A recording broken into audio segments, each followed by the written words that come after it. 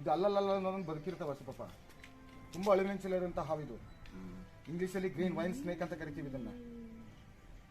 ಕನ್ನಡದಲ್ಲಿ ಹಸಿರು ಬಳ್ಳಿ ಹಾವು ಮತ್ತೆ ಹಸಿರು ಹಾವು ಅಂತ ಕರೆಯುವಂಥದ್ದು. ಸುಮ್ಮನೆ ಆ ಥರ ಎದುರಿಸ್ತದೆ ಅಷ್ಟೇ. ಬೆಟ್ಟಿಬಳ್ಳಿ ಅನ್ನೋ ಬೈಕೆ ತನ್ನ ಬೈಕೆ ಆ ಥರ ಎದುರಿಸ್ತದೆ.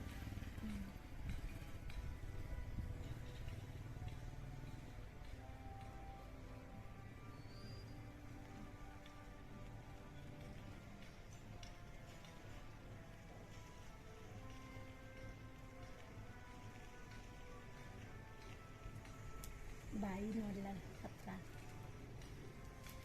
ತುಂಬ ಸಾಲಿದೆ ಪಾಪ.